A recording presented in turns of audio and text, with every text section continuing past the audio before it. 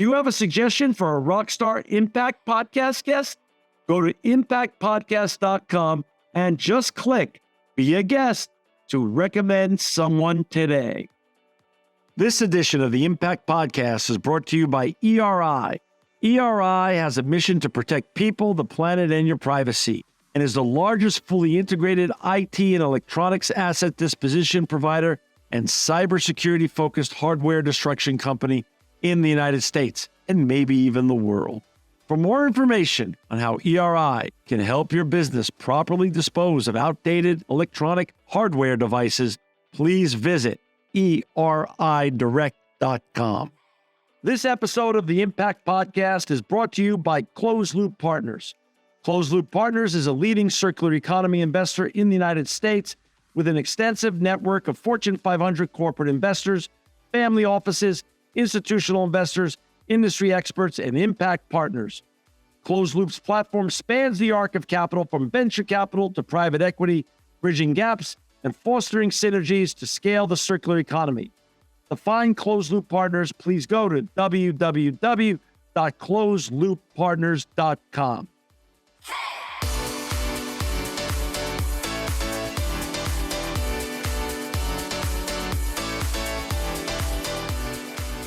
Welcome to another edition of the Impact Podcast. This is a very special edition because we've got with us today Sally Jenkins. She's not only the sports columnist for the Washington Post, but she's also a very well-known and best-selling author. She's written this book, The Right Call, which we're going to cover today. But I've covered her career and followed her career forever, even since I got to meet her dad many years ago. Sally, welcome to the Impact Podcast. Thank you. Thanks for having me. Hey, Sally, you know, I got to start this way. Your dad, people don't understand that your dad in his heyday was the GOAT. There wasn't, 10 amazing sports broadcasters or writers back then.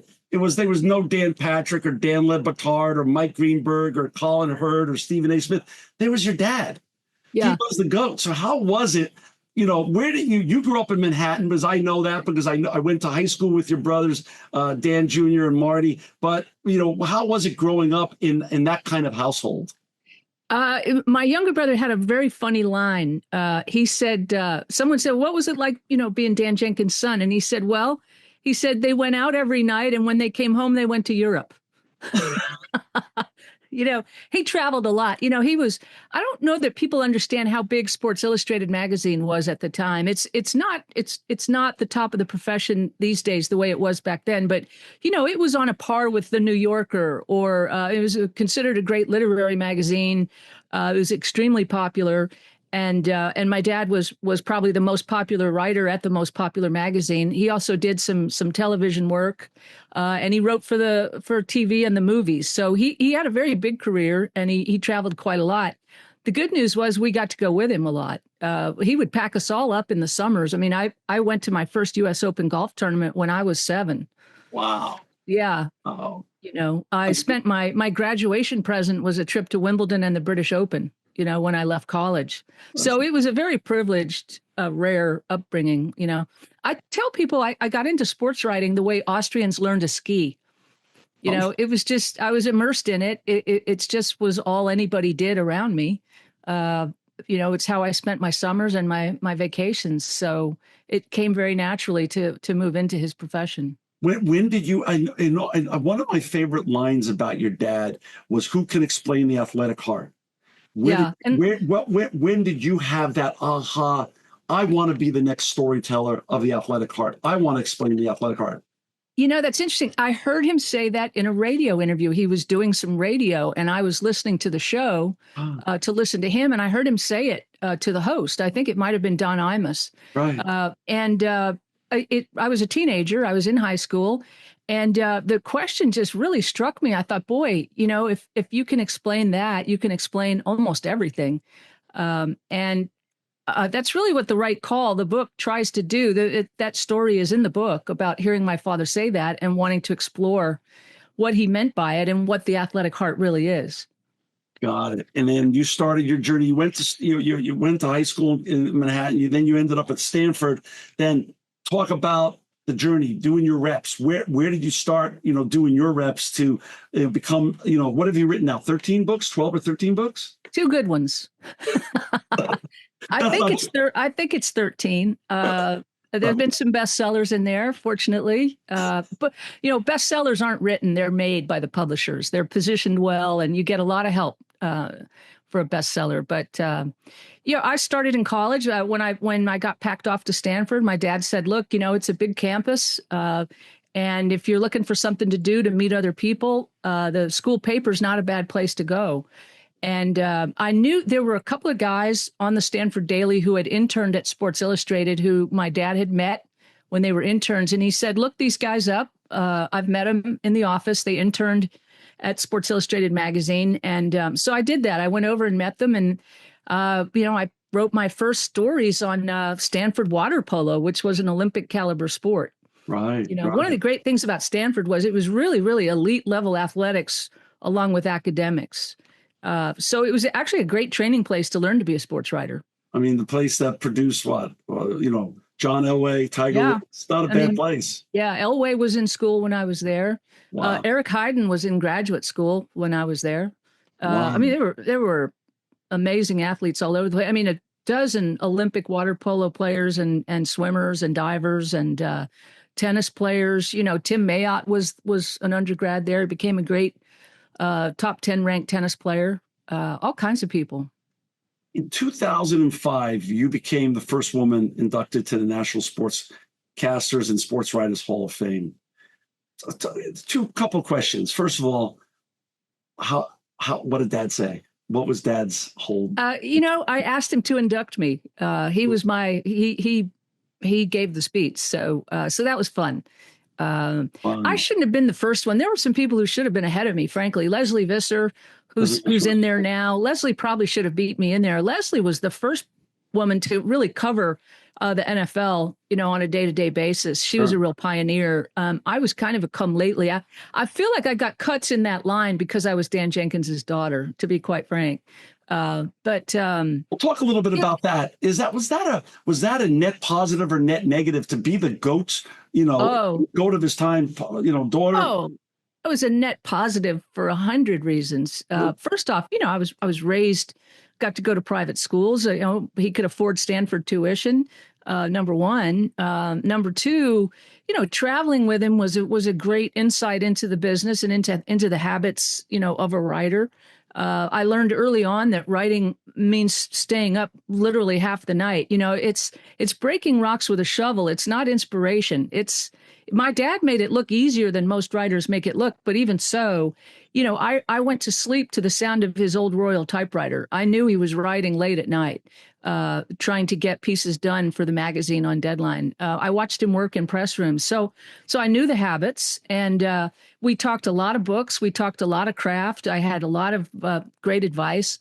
He would say things to me like, you better interest yourself or on the page, or you're not going to interest anybody else, which is a really good tip. I mean, if you're reading your own work and your eye stops moving across the page because you're bored by that dense paragraph of statistics you just laid out, well, other people are going to have the same reaction, He said, never let a piece of work out of your hands until it's as good as you can make it, given the time allowed, which was my dad, writing is an ethic. There's an ethic to journalism. And my dad made that very clear. But also athletes have ethics too. Yes. They have a discipline and an ethic that it's in many ways is somewhat akin to that. How about being the first? Obviously, like you said, there were some other great woman journalists, Leslie Visser being one in your generation. But how was it being a woman in what was, and maybe even still is, a male-dominated profession? Well, again, I think I was quite lucky being the daughter of Dan Jenkins because I had a lot of protectors. My dad had a lot of good friends in the business. He commanded even the people who didn't know him, had tremendous respect for him and were on the lookout for me. There were a couple of incidents in locker rooms, but they were not horrible. They were, there was some teasing from athletes and the usual stuff. But, look, There's cameras in locker rooms, along with women. It's a very crowded, packed place. And I didn't feel the hassles that, I never felt hassled in a way that made me profoundly uncomfortable. I happen to have a simple rule, like I don't talk to naked people. I think it's rude.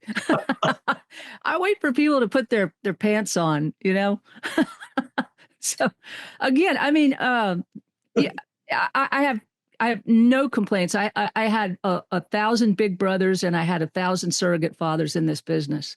You've written so many great books. I've read the book, the book you did with Lance Armstrong, with Pat Summitt, two legends, in their own right for many and reasons. Dean Smith. I worked with Dean as well. Dean Smith, yeah. another legend. Where did the calling come for you for this wonderful book, The Right Call? Because this has so many applications. I'm an entrepreneur, serial entrepreneur. There's so many applications from sports to business and to life. Where did you have the moment that, hey, I have this in me, I'm gonna get this out? Yeah, it's always sort of tickled me in the back of my mind, this question of what do athletes do, what do coaches do that's really exportable to the rest of us? I mean, that's the $64,000 question, right? So, we spend $65 billion a year in public money on public athletics, on stadiums and infrastructure and grants to universities and support for state colleges. And someday, like, archaeologists are going to dig up these stadiums and they're going to know a lot about our culture, right? From the amount of time and attention and money we devote to these things.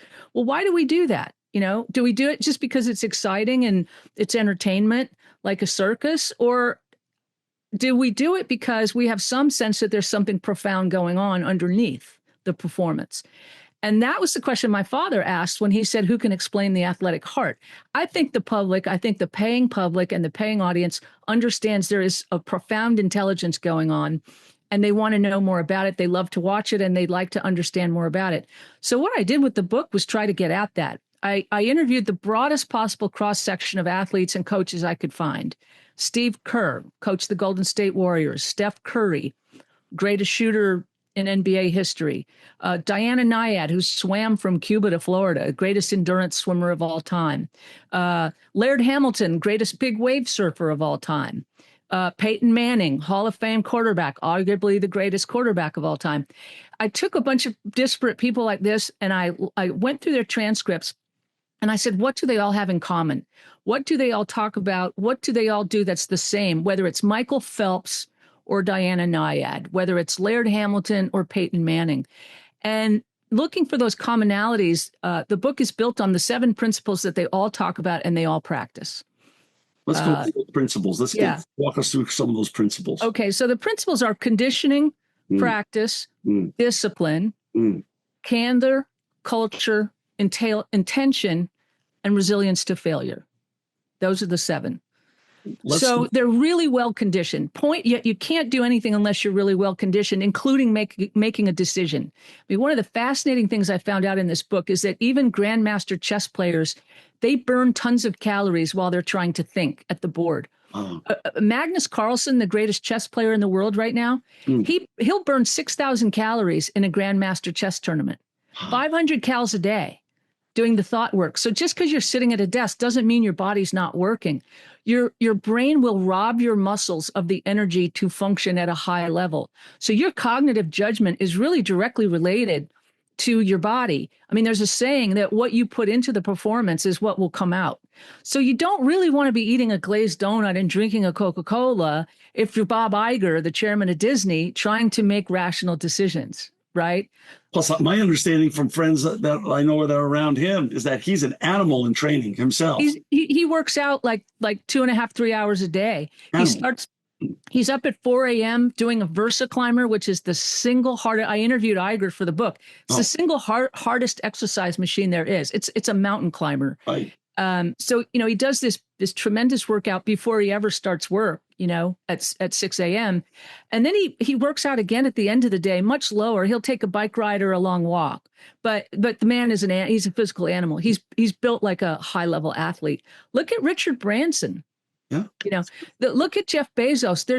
There's very few pot-bellied cigar smoking CEOs these days. It's too hard. The world moves too fast, and there's too many.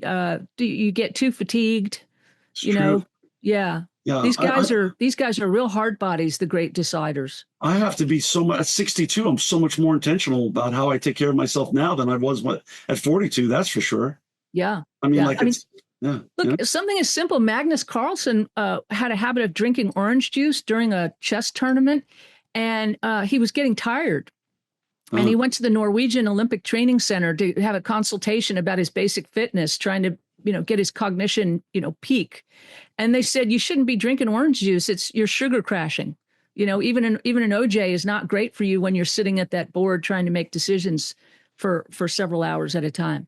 Let's talk a little bit about the 7 principles and bring and use some of the great examples you use in the book. So, for instance, athletes born or made. I know where you fall, but I want you to share where made. Chrissy Everett and Steph Curry. Why? Talk about those two as great examples of being made instead of born. Okay, so Chris Everett is 5'6" and 125 pounds, and she's got feet about as big as a doll's. I mean, Martina Navratilova told me she would marvel.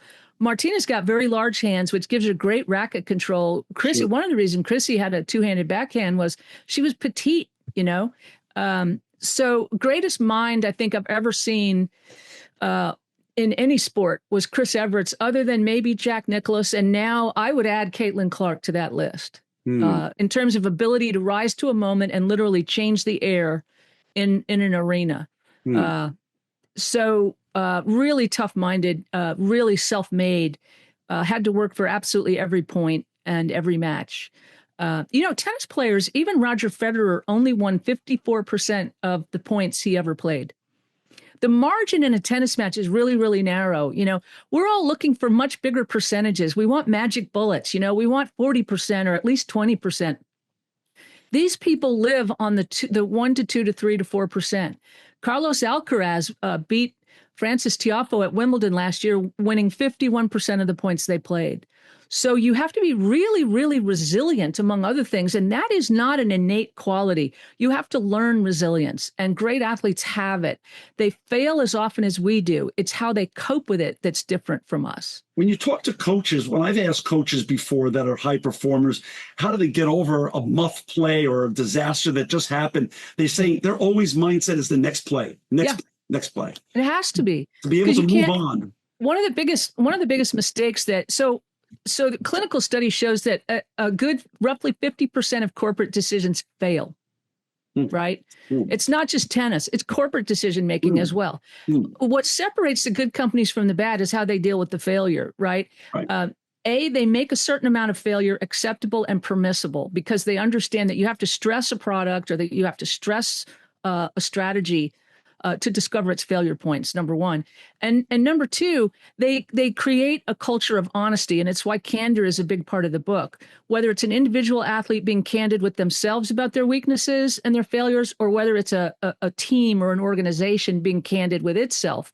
Candor is a really critical component because you have to be honest about where you're failing. Otherwise, you have a cover your ass mentality that's obscuring cause and effect and outcomes. And that doesn't help anybody make a better decision. You have to be able to make a better decision the next time. That's the key. Corporate failure, real debacles are caused by compounding the original mistake, not by making the original mistake, but by compounding it. So if your Bridgestone tires, and you have a problem with the radials tires, instead of covering it up, you make a better decision to recall the tires. Well, they didn't do that. They didn't recall it, and it turned into $1 billion business debacle, right? Yeah. So it's the compounding of mistakes that really kills people, whether you're an athlete or someone in an office. Candor just being a way of saying also, radical self-awareness. Yeah. And just dealing, And the other thing that athletes really, really do, and they do much better than us and much more than us, is they explore what's called their unconscious incompetencies. We don't know where we're really weak. We can't see, ourselves in a 360-degree view. And we tend to be hypersensitive when someone tells us where we're weak or where we're failing, right? Athletes don't have the vanity that we do for losing and failing. They accept criticism much, much better. They seek it out, the right kind of criticism. And then they go to work in a very, very, very deliberate way. They practice what's called deliberate practice. So if you're Peyton Manning, everybody forgets this about Peyton Manning. His record in the NFL after 3 years, he was a top draft pick. His record was 32-32. He was a 500 quarterback, and he had led the league in interceptions 2 of his first 3 years. He was throwing 30 interceptions a year, right? No one talks about that. Nobody talks about it. Nobody ever looks at that. But I talked to Peyton about it, and Peyton told me, he said, at that point in my career, it was like, who am I going to be? Wow. He was very insecure about living up to his big contract and his draft status. He gets lucky. Tony Dungy comes in as his head coach. And he and Dungy sit down and they look at tape on every interception he threw, every single one. And then Manning told me, he said, we looked at a second, more buried tape that a lot of people never get to. He said, we looked at tape of all the passes I threw that should have been intercepted, but weren't because I got a little lucky. Wow. Right. That's a genius tape to look at. Yeah. Maybe somebody made a great catch, or maybe the defender just blew the assignment, but I really shouldn't have thrown that ball. Right. And they looked at what was happening on those passes. And one of the things they discovered was that his feet were getting very jackhammery under pressure. His feet started really dancing around when defensive linemen started diving at his legs. And so they designed a drill to then address that weakness, that unconscious incompetency that they had uncovered in the tape. So Dungy and his coaches would hurl heavy sandbags at Peyton's feet and legs in drills and in practices. I love the story you tell about Tom Brady trying to expose his weaknesses by paying a bounty to the. Talk about that. A lot of quarterbacks, a lot of top quarterbacks in the NFL, they practice against the scout team, and the scout team is made up of guys who weren't quite good enough to get on the 53-man roster, right? They're sort of lesser thans, They're there. You might bring them up if there's a couple of big injuries, but their role is to hang around and be practice players and imitate the opposition that you're going to face. A lot of quarterbacks get really kind of irritated and resentful when the scout team intercepts them. Tom Brady would pay them. He'd pay them bonuses if they picked him off in practice because he knew they had just saved him from a mistake in the game. That's so smart. That's so smart. It's the sign of a really great leader, I know you were close with Pat Summitt, very close. And wow, talk about losing a legend way too early. But I know you write about the discipline and how she disciplined players and how she had so much success. Can you share a little bit about that? Sure. I mean, Pat was a great friend. We wrote 3 books together, and when you do that, we became really very close friends. Probably my best friend, I would say, while she was alive. It was very tough to lose her. But she taught me as much, in getting sick and dying as she ever did in anything. I was very lucky to have her as a friend. My dad told me once, he said, I had Bear Bryant and Darrell Royal, as a young sports writer. And he said, and you have Pat Summitt. I mean, Pat kind of finished me. I was a much younger, unfinished person when I met her, and hanging around her, my dad made it clear to me, learn, watch her and really learn, from her. And I did. I like to say that I got to play for Pat without doing the running. I mean, she would literally we'd talk on the phone and she'd say, have you worked out today? What have you gotten done today? That's so awesome. Yeah, it was funny. We all need a friend like that. We all need a friend like that. But I really, I got to lift the lid on her program, and she'd let me hang around, in the back of the room in film sessions and stuff. So I learned a lot of basketball, a lot of very high level basketball. But mainly I learned how great coaches really deal with their players, and they're all slightly different. But one of the things they all do, they're all great teachers. And what makes them great teachers, what I noticed about Pat that was different from a lot of other people who think they can be coaches or who want authority over other people, Pat never issued a correction without issuing the fix in the very next sentence. I mean, she would go off on a kid. She would say, "You're blowing it. You're killing us.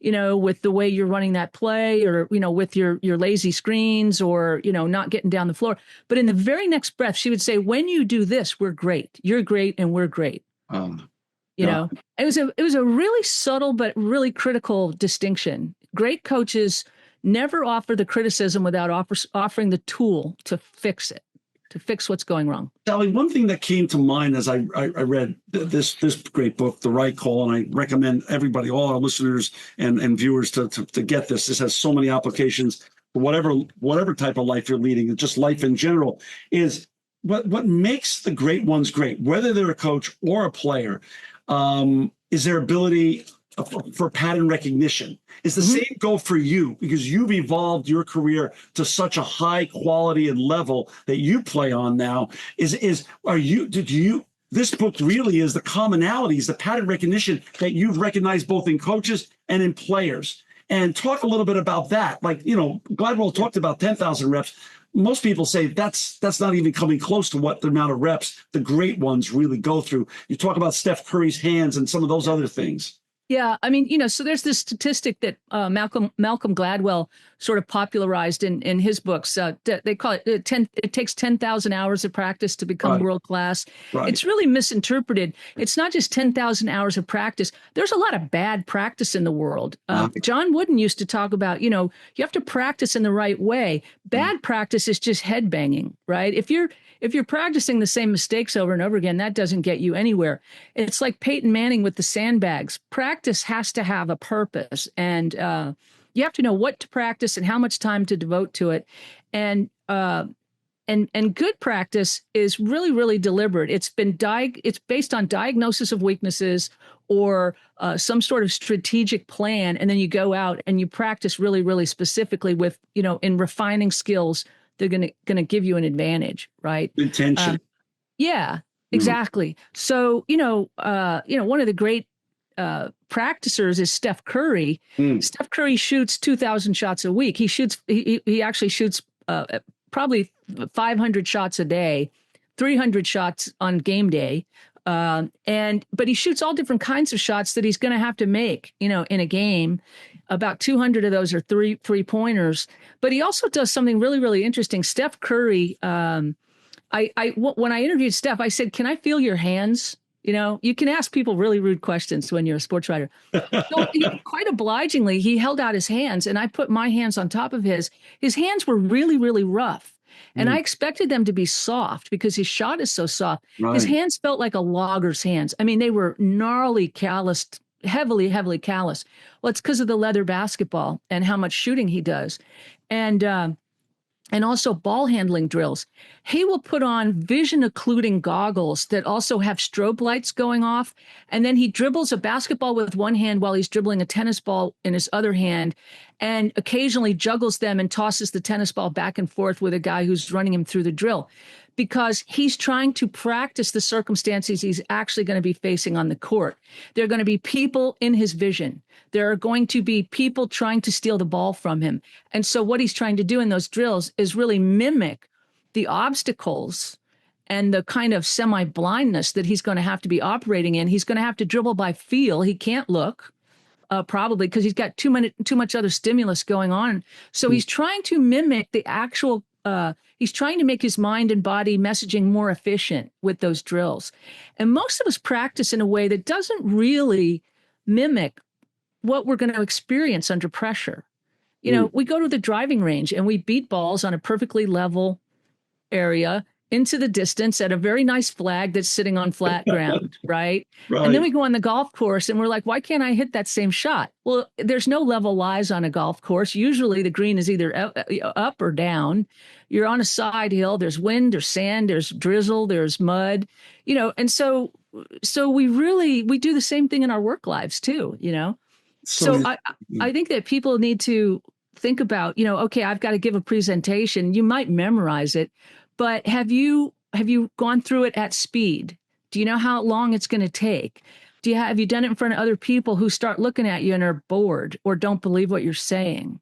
Laird Hamilton told me, he said, look, your body doesn't know what's stressing you. He said, my body doesn't know. I feel the exact same way, whether a 50-foot wave is coming at me or my 16-year-old daughter took the car keys and isn't home yet, or I'm giving a speech in front of a bunch of business executives who have no respect for a surfer. That's so interesting. That is so interesting. You wrote a beautiful story in your book about Diana Nyad. Yeah. And just recently, my business partner, Kevin Dillon, was going through an airport about 2 weekends ago with one of his sons, who's a champion wrestler, very, 12-year-old champion wrestler, and really loves sports junkie. And they ran into Drew Bledsoe. Hmm. And Drew Bledsoe was kind enough, of course, to take a photo. And Kevin said, "Can you just give one piece of advice to my son that he could take away from you?" And he said, "Do more.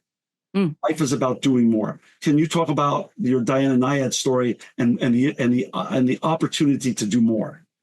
So Diana Nyad swam from Florida to Cuba successfully. It was her fourth attempt. She'd failed three previous times, Oh. and she was over 60 years old when she finally did it. And she hated the idea that people were telling her that she was kind of finished at 60. And she told me, she said, "I feel I'm in my prime." But Diana, one of the ways that Diana would practice, she did a lot of endurance swimming in swimming pools and then in open water, because obviously a swimming pool is not the ocean. But she would finish a workout and then make herself do 5 minutes more, just 5, but 5 minutes more. You've done a 3-hour training swim and you're really ready to get out of the water, but she would make herself go 5 minutes more. It's not enough to hurt you, but it's enough to strengthen you mentally. So interesting. Yeah. That's so interesting. It's a really good habit to practice, Sally, you're like, when I read or listen to you, because I enjoy listening to you, because of the podcast world now, I get to listen to you, but also I get to read your books. You're like a sports junkie. If I said you could only cover one sport from now on, nothing else, what would be the sport that you cover? Oh, you're gonna really laugh at this. Figure skating. What? Now you shocked me. No. I mean, Tell me okay, why. Here's why. They're the greatest athletes in the world. They truly are. I mean, if you think about it, Yeah. okay, if you look at Malinin or you look at Alyssa Liu, okay, you look at these skaters, first of all, up close, they're the greatest physiques in the world. I mean, they are nobody, not an NBA player is as full neck to toes toned and explosive as these athletes, number one. But number two, think about what they do. Okay. They rise in the air. They do whirly birds like Michael Jordan or LeBron James, and then they land on 2 butcher knives on ice without falling down. I'm always amazed by just watching. I'm mesmerized by it. It's an unbelievable. And to see it in person, if you ever get a chance to go to, even if it's an ice skating exhibition, people should go see it. It is phenomenal in person. It is breathtaking. Breathtaking. You've interviewed and you can see the effort. You can see the sweat and the effort. It looks so pretty on TV, but in the arena, you get a real sense of, how exertional it is. Number one, and how sweaty and tired they are at the end of it, and how stressful it is. I mean, their chests are heaving because they have to generate so much speed around the ice. When I've met the parents of figure skaters, the dedication from such a young age of both the parents and the young skaters, I mean, the hours they've put in practice is just unreal to me. Yeah, I mean, it really, they have the skills of gymnasts. The balance of the balance and explosiveness of basketball players, and then they have this other thing that allows them to land literally on blades, a quarter of an inch wide. I mean, it's remarkable. It makes the balance beam look tame. I once heard you in a podcast and talk about pain. Talk about the great one's ability to work through pain. And you had a great line. I'm forgetting where it's attributed to. I think it was Elliot about pain. Can you talk a little bit about that? Yeah, I mean, so athletes' relationship to pain is really, really interesting. And my understanding of pain comes from Lance Armstrong. I mean, it really hurts to sit on a bike for 6 hours. I mean, never mind performance enhancement, which is a second subject, but literally riding a bike for 6 to 8 hours up an Alp. Okay. I mean, if you bike ride on a flat ground, it's painful. Your neck hurts, your butt hurts. If you do it for any amount of time, the lactic acid buildup in your legs makes you hurt. Now do it up an Alp, right, at speed. So bike riding was really painful. And I'd say, Lance, what's the pleasure in riding a bike up an Alp for 6 hours? And he said, I don't understand the question. And I said, well, there's got to be some pleasure in it. What's the pleasure in that? And he said, I don't know what you're talking about. So I was in Austin interviewing him, and I went home to Fort Worth, and I was sitting around with my dad, and I said, Dad, it's going well, but I can't get Lance to answer this one question that I think is really, really important for the book. I asked him, what's the pleasure in staying on a bike for that long and riding it uphill up a mountain? And he's not answering the question. And my father looked at me and he said, well, he doesn't do it for the pleasure. He does it for the pain. And I said, really? And he said, yeah. He said, go back and talk to him about the pain. So I go back to Austin and I said, my old man says you don't do this for the pleasure. You do it for the pain. Right. And Lance said, well, that's exactly right. So then I said, okay, so let's talk about pain. So pain is very clarifying. First of all, you can't think about anything else while you're in pain. Whatever, if the IRS is coming after you, if your kids are messed up, whatever, when you are in physical distress from working out, it's all you're thinking about. Right. It's very cleansing. It's very clarifying. It's very focused. Okay. So it's a bit of an escape. Endurance athletes really love that escape. They love the clear-mindedness and the focus. Right? Because you have to screen everything else out, number one. And number two, it gives you this sensation when it's over. Lance said, I'm the guy who can take it. I know I can take more pain than other people. I'm the guy who can take it. Diana Nyad felt that way too. She said there's a really, really huge gratification from enduring that kind of discomfort. And also, she said, from getting to someplace really, really far away under your own power. Right? That's incredible. So again, these people to me, I do sound like a junkie when I talk about it, because I think if you talk to them in the right way and you ask them the right questions, they have incredibly insightful, profound things to tell us. They do. They're worth every penny they make. No, I don't doubt that at all. If I had to make you do the Sophie's choice of being a sports writer, who's your top 3 favorite interviews of all time? Well, I adore Chris Everett because she's so surprising. She's so much funnier and smarter and more insightful than you would have thought from her veneer on the court, where she looked like, Chris America, kind of just so reserved. And she's not reserved at all in person. That's a situational personality. So Chrissy's great fun to talk to. Andre Agassi, great interview, really charming. Again, whip smart, very insightful about himself and about larger subjects. His book is wonderful. That was a great sports autobiography. Those were 2 of my favorites, but it changes. Peyton Manning is really fun to talk to.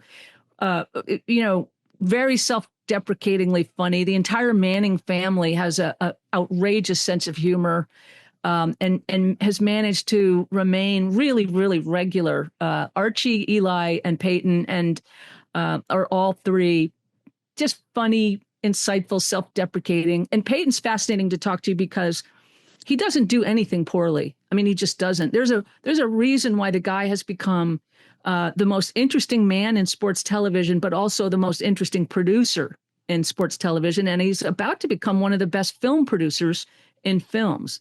He's working up. Omaha Productions is a fascinating company that's growing by leaps and bounds. And he's got taste and judgment. And he doesn't tolerate, lousy products. I'll tell you what, my wife and I will watch, we'd much rather watch on Monday night, the Manning cast, than just regular broadcasts. It's so much more fun. It's so much more fun. Have you had the chance to meet Saban or Belichick? I've met Belichick. I've interviewed Belichick. I've been in Saban press conferences, but never really personally met him. Belichick, I enjoyed. Belichick is very courtly away from football. He's very polite. He's a lovely guy. He just doesn't like to do it that much. He guards his time really, really carefully. There's certain things he just doesn't want to waste his time on. And media and social media tends to be one of those. He let David Halberstam in to write a book. He's real smart. He's very well read. So I think he picks his people and he picks his spots. And I was lucky that he let me interview him, and I got a lot out of it in a short period of time. But people who that again is another, as you would call it, an exportable quality that Yeah. I think in any industry, those who guard their time well Yeah. tend to do better. Well, Tend to do better. one of the things that's it's in the book is I didn't know this existed, but we're all prone to something called decisional fatigue. We don't do a great job all the time of understanding what we need to decide and what we don't. And Right. Tommy Amaker, the basketball coach at Harvard, he was a great All-American player at Duke, and he's now the head coach at Harvard. Tommy Amaker said, one of the things leaders have to learn to do is decide what is yours to decide and what don't you need to decide. And he said, I realized it's a waste of my time deciding what the team should wear on the airplane. He's like, let an assistant coach or a manager handle that. He said, you've only got so much energy for good decisions in you. And if you're wearing yourself out deciding a million little things, you really aren't going to be at your best when it comes time to deciding something really, really critical. So smart. That is so smart. Thank God, your dad got to live to a wonderful ripe age of 90. 90. 64, yeah. Sally. So you've minimally got a lot of years left in you. I hope. What gets you out of bed now? Someone who's so, obviously so well read in the Washington Post. Everyone loves your work there, but also with all the books you've done.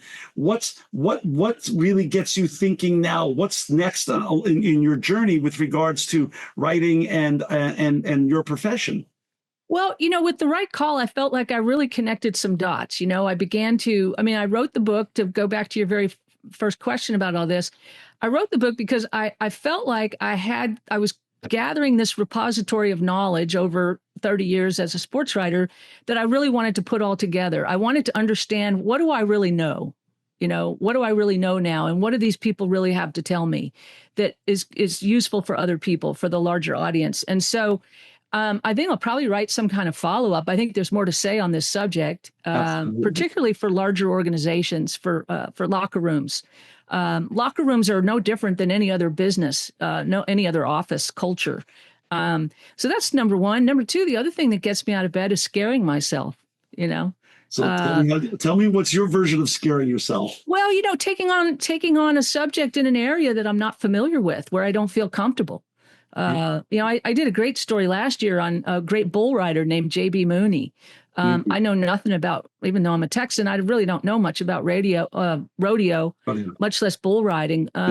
But it was a little out there for me. It's not something I know a great deal about. And learning, the great thing about being a journalist is you get to satisfy your curiosities, and it does keep you younger. It really does. But you're a great writer. That's your legendary, Hall of Fame writer. Well, I didn't start out as one. I mean, again, it's a craft. It's a learned craft, and one of the things I learned a lot from these athletes. I mean, my practice, my daily routine as a writer, the way I go about my work has been utterly altered by covering these people. I wanted to write up to them. I wanted my performance to be respectful of theirs, right?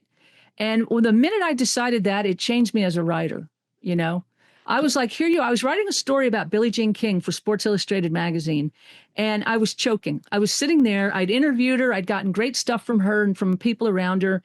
And it was my first big assignment for Sports Illustrated, so I was nervous as hell. I felt a lot of pressure. And I sat there in front of the blank screen, and I thought, here you are writing about one of the great pressure performers, and you're gagging. You're really uncomfortable, and you're really feeling pressure. Why wouldn't you go about your business half as seriously as she has gone about hers? What's your discipline? Do you get up early? Do you do it like that all night? Yeah. What's your routine and ethic that makes you continue to win year after year? I go to bed early when I'm working on a difficult, like a book. I go to bed as early. I try to go to bed around 8:30 or 9. I'll read in bed, hardcover only or print, no screens. Wow. Take something if I need to go to sleep, get a good night's sleep, get up around 4:30 or 5, which is the best hours of the day to really write and focus. Right. And then also there's not a bunch of other things that need doing or that you can even do at those hours. So that's number one. When I'm covering a big game that's going to be on deadline, I do a lot of homework in advance. I do a lot of prep, like Peyton Manning. I go back and I read as much as I possibly can, and I have it in a catalog. I have it in a file, quotes, facts. It's already there, and I pre-write certain things that I think may be relevant in the game, so I can cut and paste. It's a lot easier to be good when you only have to write 500 words on a 60-minute deadline than when you're trying to write 1,000 words on a 60-minute deadline. So if you've got some material that you've already researched that you know you can use or tweak, you're just a lot more comfortable as a writer on deadline. You're not quite so pressured. You're a little more relaxed. Where do you stretch when you're on deadline? Is that the moment of truth, or when you've taken on a book and you've got publishers, hovering over you? Which one is the tougher task for you? Deadline's tougher just because book editors are pretty kind, and that's running a marathon. And you can sustain a pretty comfortable jog for a lot of weeks at a time. When you're trying to meet a deadline on a book, the last week or two can get a little hairy. But I tell you what, covering a Super Bowl, the Super Bowl starts late, the halftime is long. You're going to be right up against the deadline, and about 4 million people are going to read it if it's a really great game. And you just really, really feel a lot of pressure, and it takes them forever to come to the press conferences or to come to the media availability to hear what they have to say. And it's a big crush. And so it's physically hard. You've got to get all the way down to the locker room areas and then all the way back up to the press box. And everything, it just feels hard, And so to try to make yourself feel a little bit more at ease so that you can write something that flows a little bit, it's difficult. You want to put yourself in the best situation that you possibly can. You want to eat right. You don't want to be tired. Right. You're going to be tired because the worst feeling in the world on deadline is you get back up to the press box and you look at the clock and it's 11:30 at night and your screen is totally blank. And your real work is just starting. It's brutal. It's brutal. So if you've got some stuff, if you've really done your homework and you've really prepared, you're in a much better position. When you talk about stretching yourself or making yourself afraid, I'm going to go back to my 10-year-old self, 72, and Dad writes semi-tough. Which gets made into not only a movie, but back then, in their prime, Chris Christopherson, Burt Reynolds, I think Jill Berg was in it. But is that in you? One day do you want to write a screenplay? Yeah. I actually the one thing that I'd really like to try to write, I'd like to try to write a good play. I love theater, and if I was going to try a different medium, I think a play would be fun. A screenplay would be fun. There's a couple of subjects. I moonlight doing history. I've been working for several years on a biography of a historical figure named Charles Sumner, who was the great abolitionist senator from Massachusetts, who was beaten on the floor of the Senate by a Southern congressman for an anti-slavery speech that he made.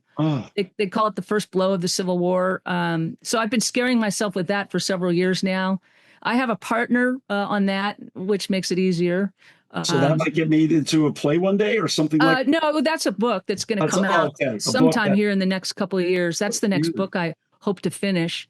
What's a sporting event? What's a notable sporting event that you've never been to that you said, that's on my list, we're going to go one year? Oh, the World Cup soccer. I've never done World Cup soccer. I'd love to do that. Male or female, doesn't matter. I'd love to see that. And whether you're covering or not, doesn't matter. Yeah. Got it. I mean, I love buying a ticket and just going to something for fun. I really do. I hardly ever get to do it, but when I do it, I just love it. I love just being another popcorn eater. So how did social media change your industry and how you work in terms of texting, cell phones, and Instagram, and the whole kit and caboodle?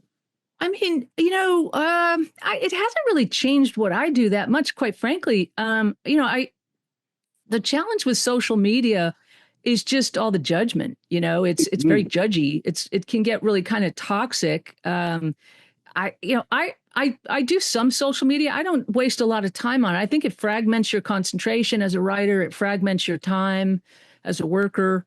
I think it's mostly a time suck. It's good for promoting pieces. Right. I think that you have to understand that younger readers are consuming things much, much differently. Right. And so you want to try to reach them where they're getting their information and their stuff from.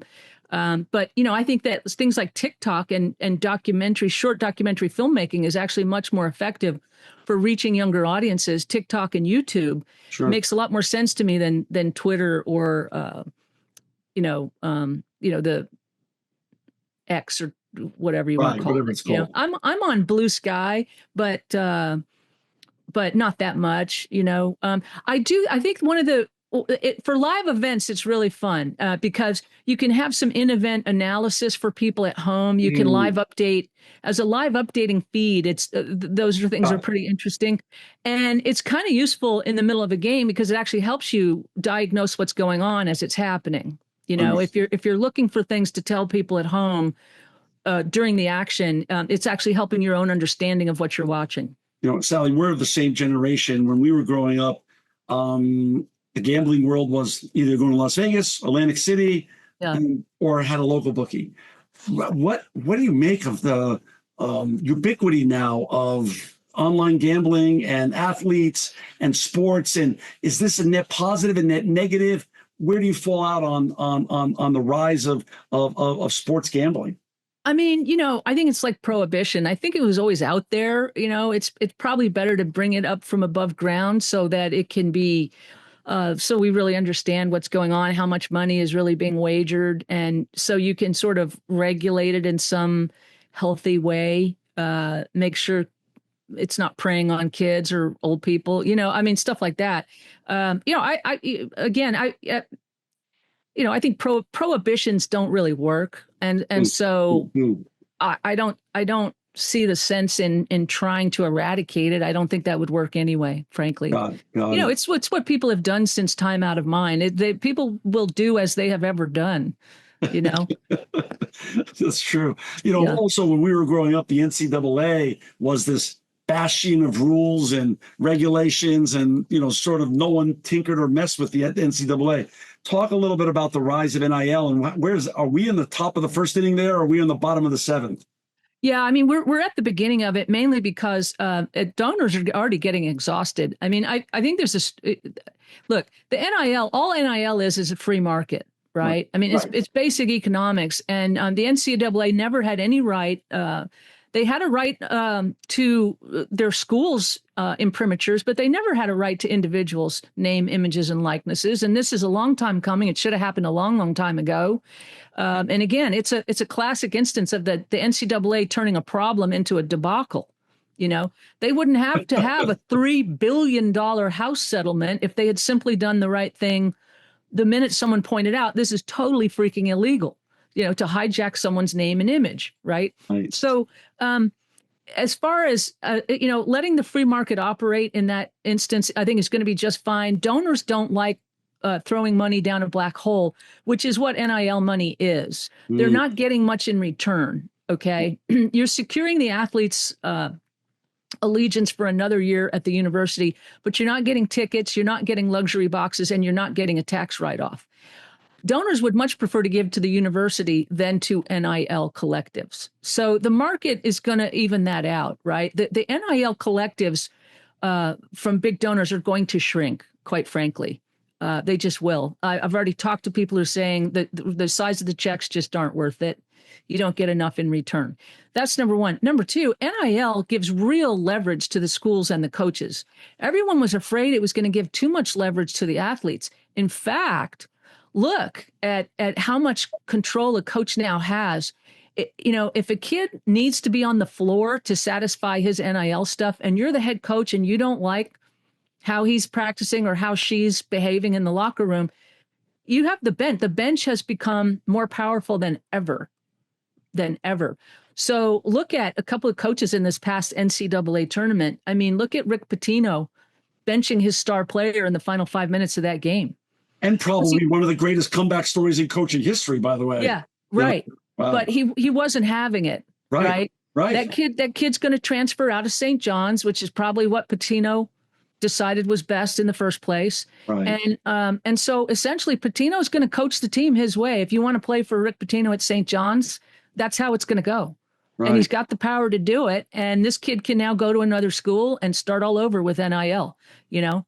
But I think it gives enormous leverage to coaches as disciplinarians. And I think that's an unforeseen consequence, but it's one that I thought was going to happen. And I'm glad to see it happen. I think that the really, really good coaches will use it and to good effect. Got it. Sally, the book is The Right Call. I recommend everyone to buy this book. This is just a great read. I can't wait to read the more books that come out by you, Sally, and hopefully I get to meet you in person one day, like I got to meet your dad. Because I'm going to tell you, when I got to meet your dad, that was the cat's meow for me. Your dad was just larger than life. I think you said in one of your writings that when he left this world, it was like 100 men left the room. Yes. Yeah, that was a great line of Mike Lupica's, actually. Our great friend Mike Lupica, the sports writer, said that. It's like 100 guys walked out of the room. He was really fun, and he was as great a father as he was a writer. That's awesome, Sally. Thank you so much for your time today. Thank you for all the great writings you've done for people like me that have followed your career. And again, thanks for this book. You can buy it on Amazon.com, BarnesandNoble.com, or any other great bookstores by you. We're gonna have you sign a bunch of these for some of our leadership team here. And again, Sally, thanks for all you've done, and thanks for spending an hour with us today on the Impact Podcast. My pleasure. Thank you. This edition of the Impact Podcast is brought to you by Engage. Engage is a digital booking platform revolutionizing the talent booking industry. With thousands of athletes, celebrities, entrepreneurs, and business leaders, Engage is the go-to spot for booking talent, for speeches, custom experiences, live streams, and much more. For more information on Engage or to book talent today, visit letsengage.com. This edition of the Impact Podcast is brought to you by ERI. ERI has a mission to protect people, the planet, and your privacy, and is the largest fully integrated IT and electronics asset disposition provider and cybersecurity-focused hardware destruction company in the United States, and maybe even the world. For more information on how ERI can help your business properly dispose of outdated electronic hardware devices, please visit eridirect.com.